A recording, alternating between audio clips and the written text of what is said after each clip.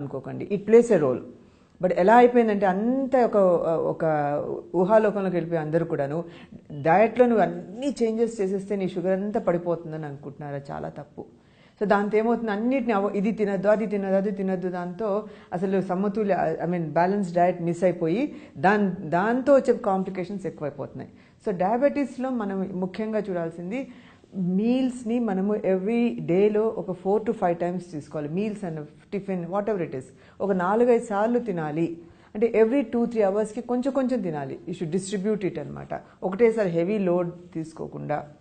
And ప్రతి మీల్లో మనం చూడాల్సింది ఏంటంటే ఫైబర్ ఇస్ ఇంపార్టెంట్. ప్రతి మీల్ అంటే ఎందుకని ఫైబర్ పీచు పదార్థం ఎందుకని when there is fibre in your diet మన గ్లూకోజ్ అబ్సార్ప్షన్ ఒకటేంటి మనం ఏమి తిన్నా కూడా అది అన్నం తినండి, మనము పప్పు తినండి, లేదు మన గోధుమలు తినండి, ఏది తిన్నా కూడా ఫైనల్గా మన రక్తంలోకి ఎలా వెళ్తుంది, గ్లూకోజ్గా కన్వర్ట్ అయ్యి గ్లూకోజ్ మన రక్తంలోకి ఎక్కుతుంది. ఆ గ్లూకోజ్ మన రక్తంలో వెళ్ళేటప్పుడు అందరూ గుర్తుపెట్టుకోవాల్సిన డయాబెటీస్ వాళ్ళు ఏంటంటే గ్లూకోజ్ మన రక్తంలో వెళ్ళేటప్పుడు అబ్జార్బ్ అయ్యేటప్పుడు స్లోగా అబ్జార్బ్ అయ్యి స్లోగా కిందకి రావాలి. అది మనం తీసుకోవాల్సిన జాగ్రత్త డయట్లో. అంతేకాని మన షుగర్ ఉంది డయాబెటీస్ అని చెప్పి డయట్ మానేయడం కాదు. సో తిన్నది ఏది కూడా మనకు స్లోగా అబ్జార్బ్ అవ్వాలి, స్లోగా కిందికి దిగాలి. ఆ స్లోగా అబ్జార్బ్ అవ్వడానికి ఏం హెల్ప్ చేస్తుంది అని అంటే that is called as glycemic index control. ఆ స్లో అబ్జార్ప్షన్ని గ్లైసెమిక్ ఇండెక్స్ కంట్రోల్ అంటారు. దాన్ని ఎలా కంట్రోల్లో తీసుకురావచ్చు అని అంటే మేజర్ థింగ్ ఇస్ మన తినే ఫుడ్లో ఫైబర్ ఉందనుకోండి, పీచు పదార్థం, absorption will be slow like this and then స్లోగా కిందికి దిగుతుంది. ఫర్ ఎగ్జాంపుల్ నేను చెప్తాను, జస్ట్ రైస్ కూర అన్నం కూర చాలా ఎందుకు పప్పు మానేస్తుంటారు చాలామంది. అర్థమైందా? పప్పు ఎందుకు మానేస్తారు? మెనీ రీజన్స్ అదే. లావ్ అయిపోతామని, పప్పు తింటే ఇంకా షుగర్ పెరుగుతుందని కూడా అనుకున్న వాళ్ళు చాలామంది ఉన్నారు. సో అన్నంని ఎప్పుడు తిన్నా కూడా కూరతో మాత్రమే తినకూడదు డయాబెటిక్స్ వాళ్ళు. అన్నం పప్పు కలిపి తింటేనే దట్ గ్లైసెమిక్ ఇండెక్స్ కంట్రోల్ చాలా బాగుంటుంది. అన్నం should be eaten, rice should be eaten with పప్పు, దాల్. అండ్ ఈవెన్ రోటీ అన్నం కన్నా మంచిది అనడానికి ఒకటే ఏంటంటే అన్నం తిన్నా నీకు మన రొట్టె తిన్నా కూడా వచ్చే క్యాలరీస్ అన్నీ సేమే. బట్ రోటీలో మనకు ఏంటంటే ఫైబర్ ఉంటుంది. ఆ ఫైబర్ వల్ల మనకు అబ్జార్ప్షన్ స్లోగా ఉంటుంది. అలా అని చెప్పి 3 పూటలు రొట్టెలు తినేస్తే మీ షుగర్ లెవెల్స్ తగ్గిపోయి డయాబెటిక్ కాదు, మళ్ళీ వాపస్ మంచి నార్మల్ అయిపోతారని కూడా కాదు. వన్స్ యూఆర్ డయాగ్నోస్ డయాబెటిక్ అది ఇట్ విల్ బి దేర్ ఉంటుంది. అది దాన్ని ఎలా మనం హ్యాండిల్ చేసుకోవాలి అన్నది మాత్రం ఇంపార్టెంట్ అంతే. సో మంచి రైస్ ఈటర్స్ బాగా తినాలి. పెద్ద వాళ్ళు మాట్లాడేస్తుంటారు పొలిటీషియన్స్, అన్నం తింటున్నాం కాబట్టి మన ఏపీకి ఎక్కువ అయిపోయిన షుగర్ లెవెల్స్, డయాబెటిక్ అయిపోయినా, చాలా తప్పది. అన్నం తిన వాళ్ళు అందరూ అవరు. బేసిక్ ప్రాబ్లం ఎక్కడవుతుంది, మనము ఎక్సర్సైజ్ అనేది లేకుండా మనకు తెచ్చుకున్న ప్రాబ్లము. అది కాకుండా ఇన్ జనరల్ మన సౌత్ ఏషియన్ కంట్రీస్ అన్నిట్లో కూడా మనకు జెనెటికలీ మనకు we are prone to get diabetic అనే సైన్స్ చెప్తోంది. ఇట్స్ ఓకే, రీజన్స్ ఏమున్నా కూడా మన exercise plays a major role మన డయాబెటీస్లో, డయాబెటిక్ కంట్రోల్ చేయడానికి కానీ. సో బట్ వచ్చినాక నేను చెప్పేది ఏంటంటే ప్రతి మీల్ షుడ్ హ్యావ్ ఫైబర్, పీచు కావాలి. పీచ్ ఒకటి. అండ్ దెన్ దానివల్ల చెప్పాను కదా absorption will be slow and getting down, glycemic index control బాగుంటుంది. అండ్ అది కాకుండా డయాబెటీస్లో చాలా ఇంపార్టెంట్గా చూడాల్సింది మళ్ళీ ఆకుకూర. డయాబెటిక్లో ఒకటేంటంటే డయాబెటిక్ కాంప్లికేషన్స్ రాకుండా మనం ప్రొటెక్ట్ చేసుకోవాలి. ఆ డయాబెటిక్ కాంప్లికేషన్స్ ఏంటి, గుండె దెబ్బతిండడం అంటే లైక్ హార్ట్ ప్రాబ్లమ్స్ రావడము, తర్వాత లేదు కళ్ళు దెబ్బతిండడం, దెన్ అగైన్ కిడ్నీస్ కానీ, ఇవన్నీ కూడా మనకు తప్పకుండా డయాబెటీస్ కొన్ని ఇయర్స్ అయ్యేసరికి డయాబెటిక్గా ఉన్నప్పుడు ఇవన్నీ దెబ్బతింటాయి. ఇవన్నీ దెబ్బతినకుండా మనం కంట్రోల్ చేసుకోవడానికి ఎలా అంటే మన తినే తిండిలో యాంటీ ఆక్సిడెంట్స్ రావాలి.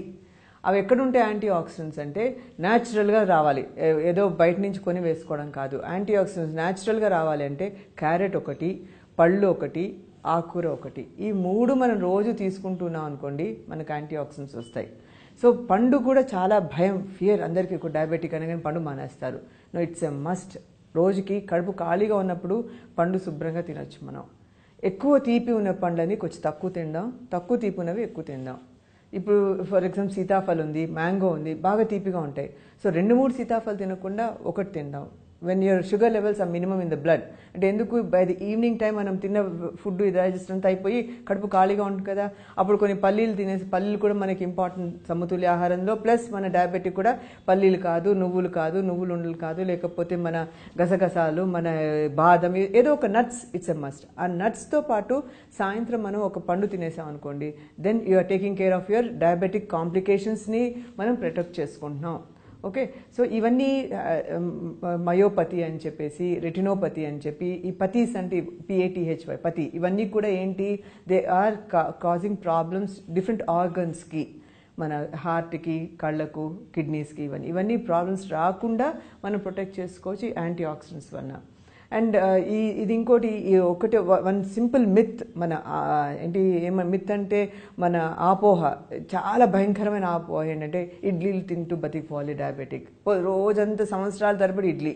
ఐఎమ్ వెరీ సారీ, ఇడ్లీ కన్నా దోశ మంచిది అని చెప్తాను. ఎందుకు అని అంటే, సేమ్ ఇడ్లీ పిండి అనుకోండి, మనం దోశ రూపంగా పోసాం అనుకో, ఒక తావాలో, ఒక మన బాణని tawa whatever it is, దాని మీద పోసినప్పుడు ఆ సేమ్ ఇడ్లీ పిండి each and every particle gets roasted, అంటే కాలిపోతుంది.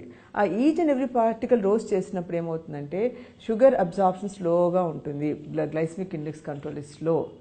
అదే ఇడ్లీని నువ్వు స్టీమ్లో వండుతున్నావు, అప్పుడు ఏమవుతుంది, షుగర్ గెట్స్ అబ్జర్వ్ ఫాస్ట్, అని అర్ధగంట కల్లా మనకు ఆకలి వేసేస్తుంటుంది ఇడ్లీ తినే రోజు. అబ్జర్వ్ చేసి చూడండి, హాఫ్ అన్ అవర్కి విల్ బి ఫీలింగ్ హంగ్రీ. ఎందుకంటే ఇట్స్ స్టీమ్ కుక్డ్, ఫాస్ట్గా డైజెస్ట్ అయిపోతుంది, ఫాస్ట్గా జీర్ణం అయిపోతుంది, ఫాస్ట్గా షుగర్ అబ్జర్వ్ అవుతుంది, ఫాస్ట్గా తగ్గిపోతుంటుంది. అదే మనం దోశ తిన్నామనుకోండి, దోశ మీరు అబ్జర్వ్ చేసి ఉంటారు, దోశ తిన్న రోజు మనం ఎక్కువ వాటర్ తాగుతూ ఉంటాం. ఎందుకని, ఆ డైజెస్ట్ అవ్వడానికి వాటర్ కావాలి. ఆ వాటర్ తీసుకొని it will stay in stomach for longer time.